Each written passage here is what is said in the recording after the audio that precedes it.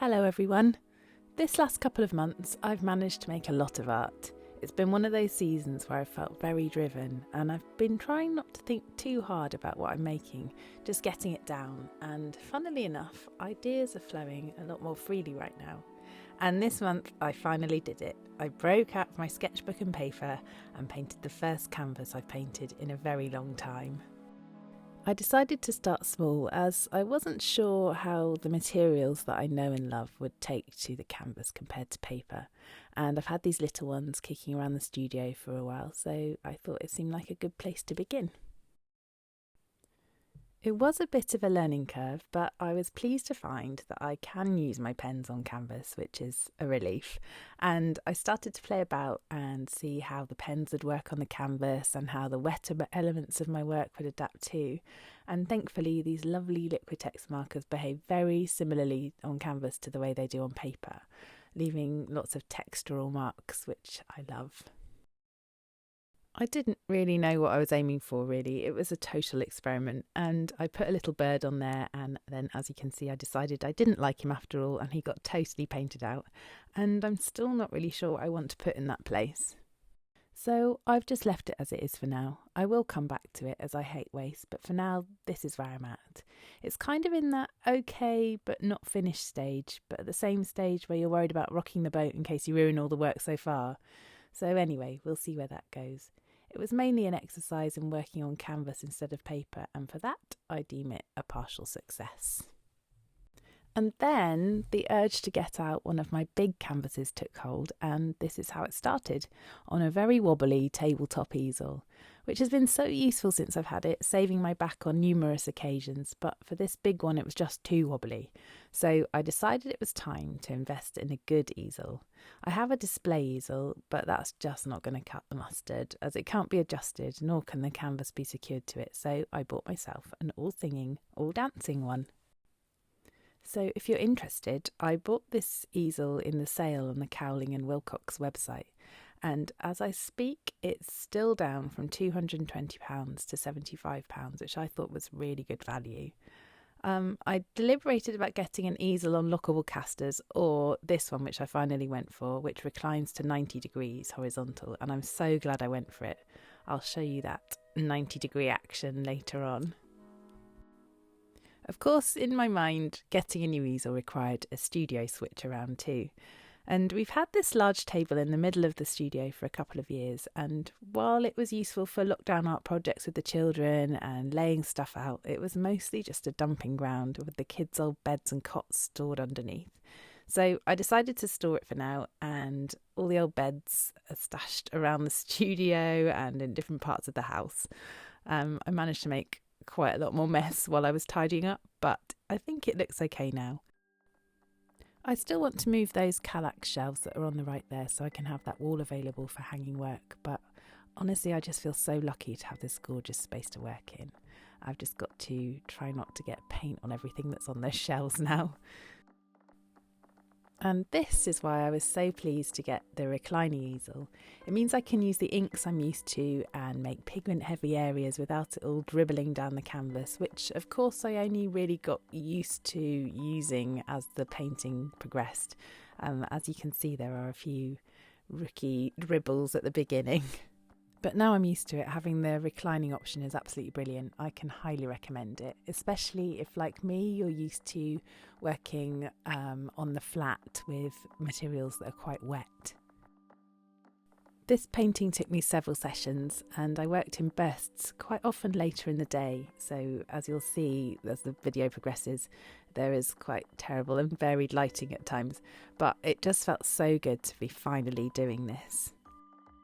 For well over a year now, I've had a yearning to make larger art, and I've sat with a large paper looking at me in the studio, and for my birthday in the middle of last year, my husband bought me 2 large canvases, of which this is one of them, and that's been looking at me too, willing me to paint on it.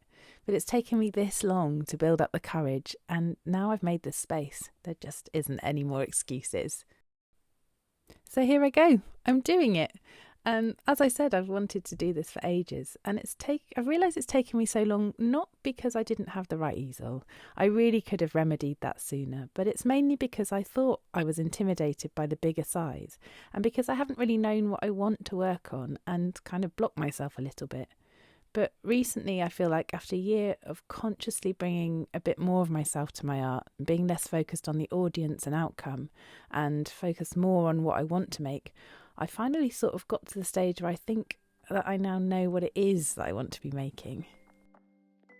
It's easy to get caught up a little in finding a meaning, like a why, and putting that first and wondering what we should be doing to please an imaginary outside viewer looking over our shoulders.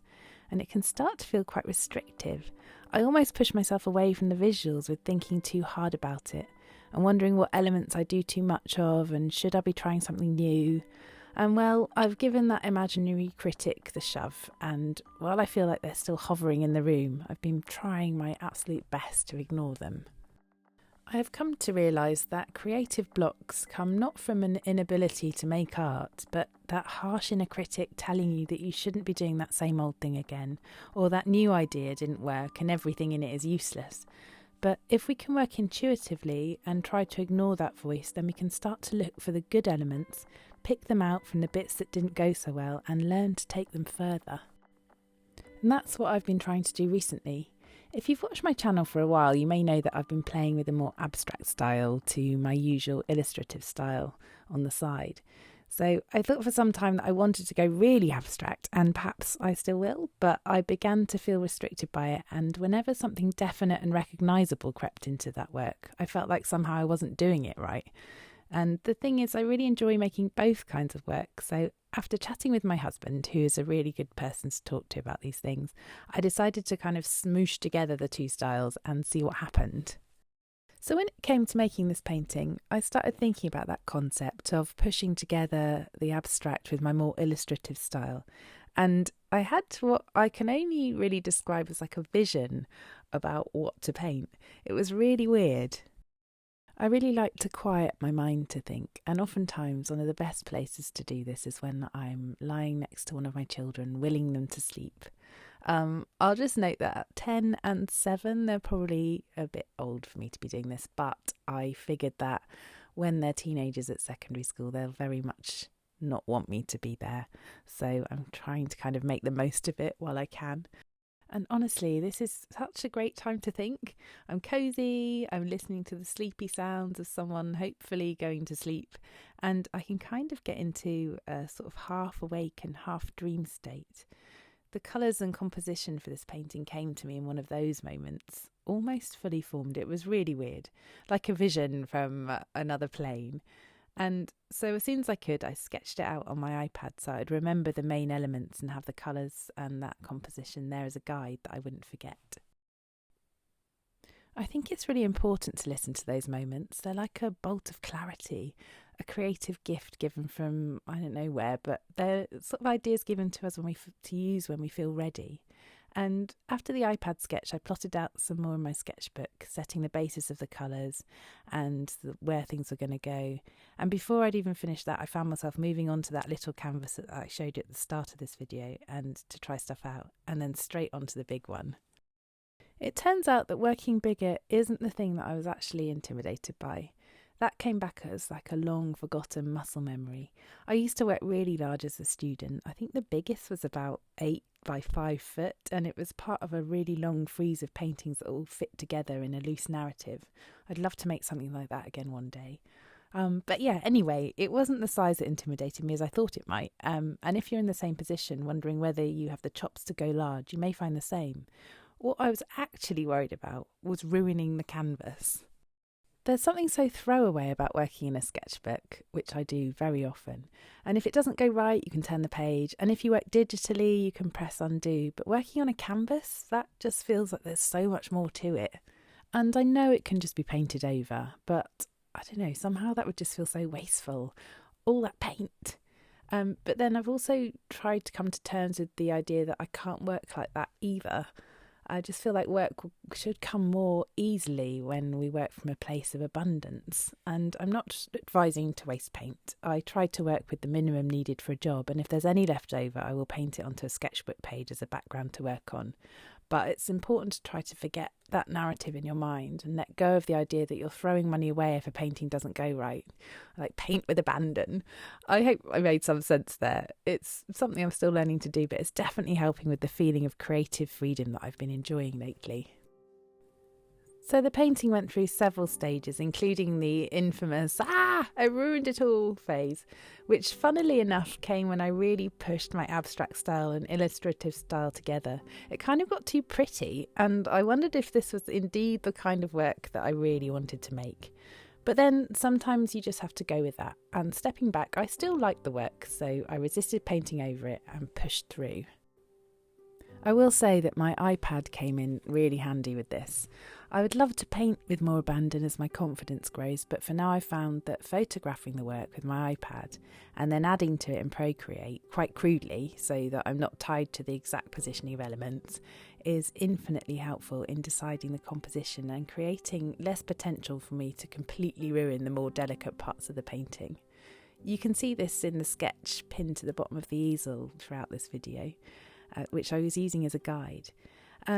I did this a couple of times. The first one was a photo of the sketch that I made in my sketchbook with elements added, and then I did another one of the actual painting as it neared the end stages, just to make sure that I had everything in the right place.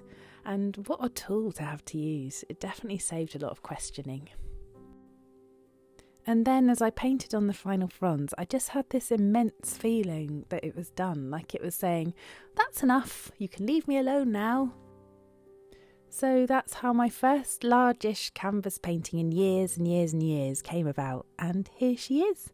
I'm really pleased with the texture and the juxtaposition of the more detailed areas with the larger shapes, and also what really pleases me is how it kind of appears to glow from behind. I hadn't set out for it to do that, but it worked out well. At the moment, I really like her, but maybe this will change as time goes on and I make more larger paintings. But I do know that this has been a really positive start in my renewed foray into making larger work and painting on canvas. I just hope it's not too long before I find myself able to make another one. But yeah, if you'd like to stay updated about the next bolt of inspiration on this art journey, please do subscribe and give this video a like. I'll be back soon with more.